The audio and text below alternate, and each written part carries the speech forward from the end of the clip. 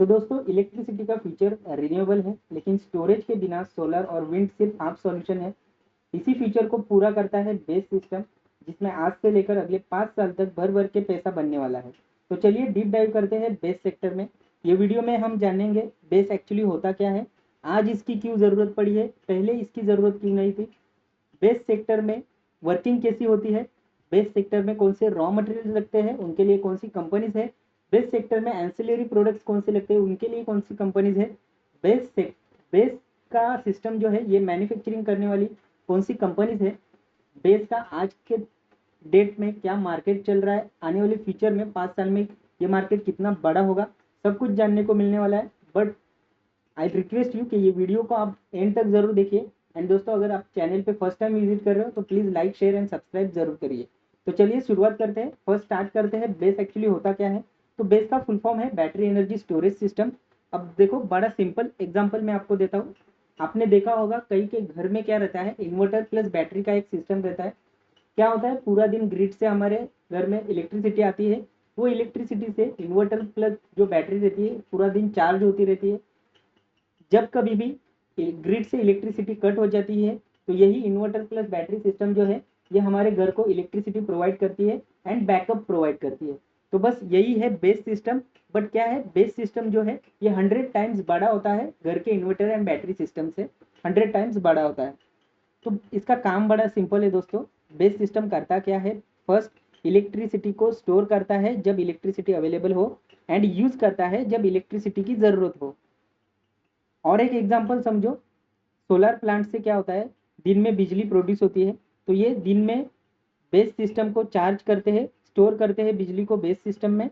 और रात में क्या होता है, सोलर प्लांट से बिजली प्रोडक्शन नहीं होता तो उस टाइम बैटरी का यूज करते हैं। तो बेस जो है ये एक स्मार्ट बैकअप सिस्टम है जो रिन्यूएबल एनर्जी, ग्रिड, इंडस्ट्रीज या इवन घरों के लिए भी काम करता है। अब देखते हैं कि बेस का एक्चुअली नीड क्या है। तो देखो, पहले क्या होता था दोस्तों, सोलर पैनल से क्या होता था, दिन में बिजली देते थे सोलर पैनल और रात में जीरो आउटपुट। रात में सोलर पैनल जो है, सोलर का जो पावर प्लांट होता है वहाँ पे रात में प्रोडक्शन नहीं होता है। सेम कंडीशन है विंड का भी, विंड पावर का भी। विंड पावर जो है ये भी इनकंसिस्टेंट होता है, कभी ज़्यादा होता है, कभी कुछ, या फिर कभी कुछ होता ही नहीं है। तो जो भी पावर, और पहले क्या होता था दोस्तों, सोलर से भी एंड विंड पावर जो स्टेशन रहते वहाँ पे क्या होता था, जो भी पावर जनरेशन होती थी वो सीधा सीधा ग्रिड में चली जाती थी। यहाँ पे स्टोरेज करने का कोई सिस्टम नहीं था पहले। क्यों सिस्टम नहीं होता था, तो पहले क्या होता था, बैटरीज का जो टेक्नोलॉजी थी, बैटरीज जो थी ये बहुत ज़्यादा महंगी थी, इसलिए पहले बेस जैसी सिस्टम अवेलेबल नहीं थी, कमर्शियली विजिबल नहीं था, टेक्नोलॉजी और अवेयरनेस भी लिमिटेड थी। तो इसलिए बेस जैसी सिस्टम पहले के ज़माने में नहीं थी। आज क्यों बेस सिस्टम ज़रूरी बन गया है, तो देखो, आज इंडिया का टारगेट है कि 500 गीगावाट रिन्यूएबल पावर तक पहुंचना है बाय 2030। और जो सोलर और विंड से नॉन स्टॉप पावर पॉसिबल तभी होगी जब बेस सिस्टम अवेलेबल होगा। अगर बेस सिस्टम इंस्टॉल करते हैं तभी सोलर एंड विंड को हम नॉन स्टॉप पावर पॉसिबल हो सकता है वहाँ पे। अगेन इंडस्ट्री को क्या चाहिए होता है, कॉस्ट सेविंग प्लस बैकअप चाहिए होता है। तो देखो दोस्तों, आज क्या हुआ है, जो पहले पहले के ज़माने में बैटरी सिस्टम, बैटरी का जो प्राइसेस जो थी काफ़ी ज़्यादा महंगी थी। आज के टाइम में बैटरी के प्राइसेस जो है ये बहुत ज़्यादा गिर चुके हैं, इसलिए आज बेस जैसी स्टोरेज सिस्टम बनाना पॉसिबल हो चुका है, स्टोरेज सिस्टम बनाना अफोर्डेबल हो चुका है। जान लेते हैं बैटरी प्राइसेस का रिडक्शन कैसे हुआ है बाय द ईयर्स। तो ईयर 2010 में क्या था, लिथियम आयन बैटरीज का पर किलोवाट चार्जेस था 1200 $1200 के ऊपर कॉस्ट लगता था। वही गिर के 2015 में $500 हो गया, 2018 में $200, 20 में $150, आज के दिन $100 के आसपास ये कॉस्ट पड़ती है। और इसका टारगेट 2030 तक $60 to $70 तक गिर सकता है। देखो, पहले बैटरी का प्राइसेस जो थे काफ़ी ज़्यादा थे और आज काफ़ी ज़्यादा गिर चुके हैं। इसका रीज़न क्या है, तो बैटरीज का मास प्रोडक्शन किया गया टेस्ला, कैटल, एलजी के थ्रू। गवर्नमेंट का सपोर्ट्स भी मिला है कई सारी कंट्रीज में, जैसे कि इंडिया में मिला है अभी 18,100 करोड़ का पीएलआई स्कीम मिला है। बैटरी का जो केमिस्ट्री सिस्टम था, केमिस्ट्री में कई ज़्यादा अभी अपडेट आए हैं। बेटर बैटरी केमिस्ट्री हो चुकी है आज के दिन, प्लस बैटरी रिसाइकलिंग स्टार्ट हो चुकी है। ये सारी रीज़न के वजह से जो बैटरी का जो कॉस्ट पहले ज़्यादा लगता था ये आज कम लग रहा है। इसलिए बेस सेक्टर जैसी बेस सिस्टम जैसा सिस्टम आज के दिन बनाना अफोर्डेबल हो चुका है। एप्लीकेशन कहाँ पे होता है बेस का? पहला तो रिन्यूएबल सेक्टर में होता है, देन बैकअप के लिए इसका यूज़ होता है। ये जो है बेस सिस्टम जो है डायरेक्टली डीजल जनरेटर का रिप्लेसमेंट आप इसे बोल सकते हो। आपने देखा होगा hospital, data centre, telecom tower, smart cities में कई जगह पे आपने डीजल जनरेटर आपने देखा होगा, राइट। डीजल जनरेटर क्या करता था? जब कभी पावर कट हो जाती थी तो ये बैकअप प्रोवाइड करता था। अब इसी को रिप्लेस कर रहा है battery energy storage system, base system. Base system से होता क्या है, ये स्मोक जनरेट नहीं करता, नॉइस नहीं करता, प्लस इसमें कॉस्ट भी कम लगता है। तो पहले डीजल जनरेटर था, अभी डीजल जनरेटर का रिप्लेसमेंट बेस आ चुका है। कमर्शियल एंड इंडस्ट्रियल सेक्टर में भी बेस का यूज होता है। देखो दोस्तों, जो बड़ी factories, malls, IT parks, warehouse and hotel रहते हैं ना, इनके लिए क्या होता है, इलेक्ट्रिसिटी का चार्ज जो रहता है पर यूनिट चार्ज, ये अलग अलग टाइम पे अलग अलग चार्जेस लगते हैं। मॉर्निंग में थोड़ा कम चार्जेस लगते हैं, इवनिंग में काफ़ी ज़्यादा पर यूनिट कॉस्ट लगता है, नाइट में बहुत ज़्यादा कम लगते हैं। देखो ये रेसिडेंशियल यूज़ में जो हम इलेक्ट्रिसिटी यूज़ करते हैं हमारे घरों में, यहाँ पे पर यूनिट कॉस्ट एक ही रहता है, बट बड़े इंडस्ट्रीज रहते हैं वहाँ पे हर टाइम टू टाइम ये यूनिट पर यूनिट कॉस्ट बढ़ता है। तो ये लोग बेस का इस्तेमाल कैसे करते हैं? As a arbitrage. आर्बिट्राज मतलब बेनिफिट लेना।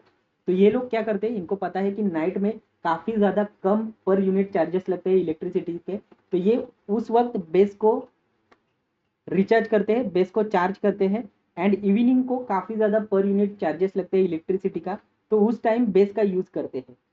ऑल्सो मतलब पीक आवर सेविंग होता है इनका, discharge battery during expensive grid time, and recharge करते हैं एट नाइट जहाँ पे चीप एक्सपेंस रहता है इलेक्ट्रिसिटी का per unit. Plus no loss during outage, तो अगर शटडाउन कभी हुआ, ग्रिड से पावर कट हुआ, तो इनको कुछ प्रॉब्लम नहीं होगा, इनके पास बेस सिस्टम है। Residential, rural and micro grid base भी है।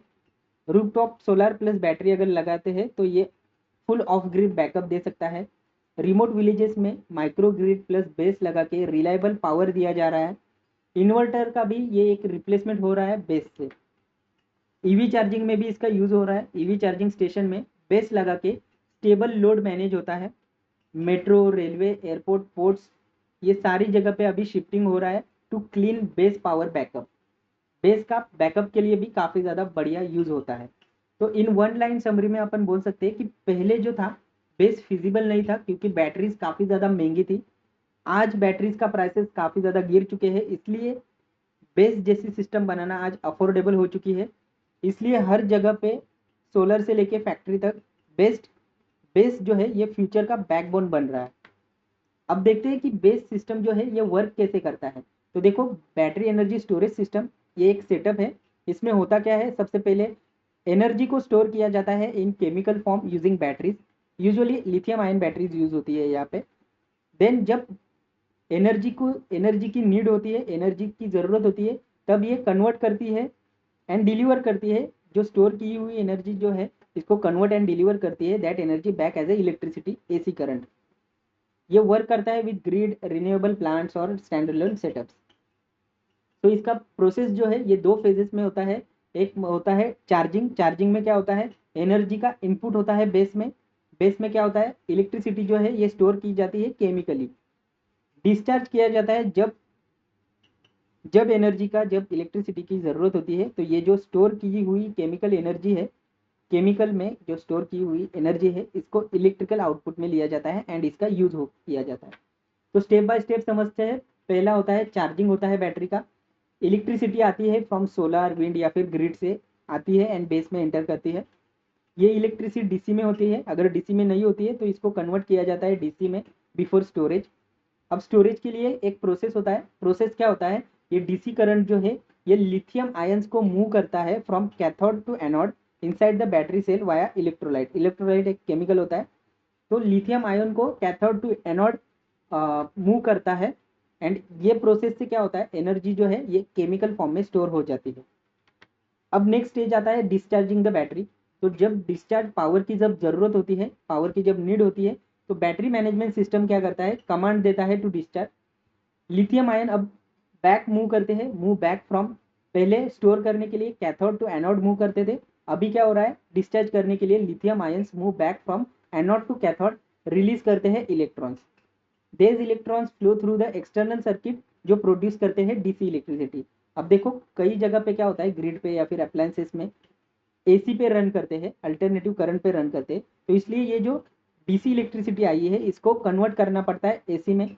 अब यहाँ पे यूज होता है इन्वर्टर का। इन्वर्टर क्या करता है, कन्वर्ट करता है डीसी को एसी में, एंड ये पावर जो है फिर सप्लाई की जाती है ग्रिड में, होम, फैक्ट्री एक्सेट्रा में, या फिर ईवी चार्जिंग स्टेशन में। अच्छा, एक और चीज़ है ट्रांसफॉर्मर, इसका भी यूज होता है जब इन्वर्टर का आउटपुट वोल्टेज जो है ये स्टेप अप या फिर डाउन करने के लिए इन्वर्टर ट्रांसफॉर्मर का यूज किया जाता है। अब देखते हैं रॉ मटेरियल कौन से हैं जो बेस सिस्टम में यूज होते हैं। तो फर्स्ट है लिथियम, ये एक्टिव एलिमेंट है इन बैटरी केमिस्ट्री, इसको मोस्टली इंपोर्ट किया जाता है।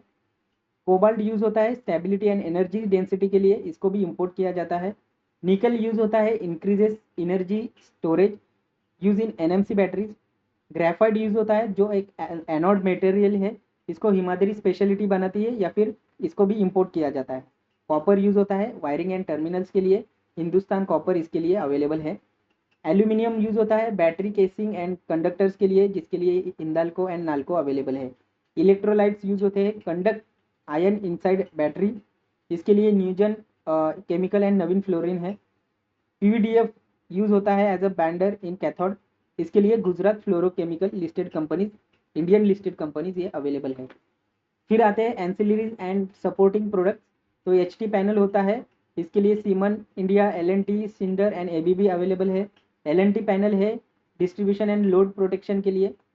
के E I industry, H P L electric, V Guard, C N S electric, ये सब कंपनीज हैं।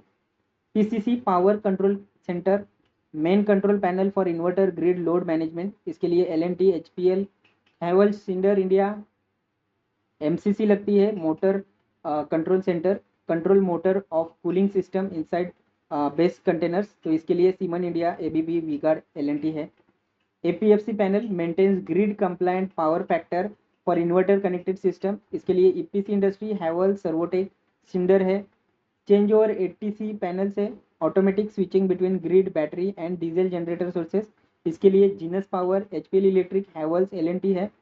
इन्वर्टर लगता है bidirectional convert DC to AC and vice versa, enables charge discharge cycle, तो इसके लिए सर्वोटेक पावर सिस्टम है, Hitachi energy है एंड डेल्टा है। फिर लगता है बैटरी मैनेजमेंट सिस्टम जो ट्रैक करता है battery health, control charge discharge, ensure safety, इसके लिए हमारा राजा, एक्साइड एनर्जी, कॉस्टलाइट है। टीएमएस लगता है थर्मल मैनेजमेंट सिस्टम जो मेंटेन करता है ऑप्टिमल बैटरी टेम्परेचर, जिसके लिए वोल्टास, ब्लू स्टार है। Fire support, fire separation system लगता है जो प्रिवेंट फायर रिस्क करता है from thermal runway. Clean agent और गैस सपरेशन, जिसके लिए सीज फायर, न्यूजन फायर, हनीवेल है। ट्रांसफॉर्मर लगते हैं जिसके लिए वोल्टेज, वोल्टेज जो है ये स्टेप अप स्टेप डाउन करने के लिए बिटवीन इन्वर्टर एंड ग्रिड, इसके लिए यूज होते हैं, जिसके लिए वोल्ट एमपी है। CG power, Bharat Bijlee, Schneider है। स्विच गियर यूज होते हैं high voltage protection, isolation, metering के लिए, जिसके लिए Siemens India, ABB, Schneider, L N T है। स्कैडा एंड कंट्रोलर लगते हैं IoT based real time control monitoring, smart dispatch logic के लिए, जिसके लिए केपिट टेक, सर्वोटेक, हनीवेल जैसे कंपनीज है। कंटेनराइज बेस सॉल्यूशन लगता है prefabricated 20 feet to 40 feet unit with all integrated system for rapid deployment, जिसके लिए LNT, Servotech, Tata projects, Amara Raja and HBL power available है। बात कर लेते हैं full stack based manufacturers in India. Recently हमने प्रोस्टाम इन्फो सिस्टम के ऊपर वीडियो बनाई है, तो इसमें अभी अभी लेटेस्ट न्यूज़ आई, ये रिसेंटली इन्होंने एक प्लांट बनाने का सोचा है जहाँ पे ये बेस का मैन्युफैक्चरिंग करने वाली है। फिर है Exide industries deploy developing base models pack via Exide energy giga factory for cell and storage unit.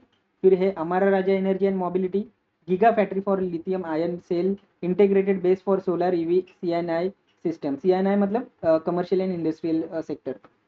Tata power solar है जो सोलर प्लस स्टोरेज प्रोजेक्ट्स पे काम कर रहा है, full stack based deploying along side solar infrastructure कर रहा है।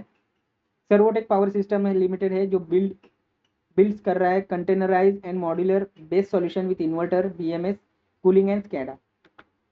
अब बात कर लेते हैं मार्केट के बारे में, capacity and revenue with CAGR. तो इंस्टॉल कैपेसिटी क्या है अभी के लिए बेस की, 2023 का देखो current operational capacity 0.2 gigawatt per hour यानी कि 200 मेगावाट पर आवर का डिप्लॉय किया है इन स्मॉल पायलट या फिर डेमो प्रोजेक्ट। देखो दोस्तों, ये सारी इन्फॉर्मेशन मैं खुद से नहीं बता रहा हूँ, हर चीज़ के लिए सपोर्टेड डॉक्यूमेंट्स है, सोर्स का मैंने यहाँ पे मेंशन किया है, आप जाके चेक कर सकते हो। बाय 2030 ये जो इंस्टॉल कैपेसिटी है, ये गवर्नमेंट एंड प्राइवेट टारगेट है कि ये इंस्टॉल कैपेसिटी जो आज 2.2 गीगावाट आर का है, ये 2030 तक 50 to 160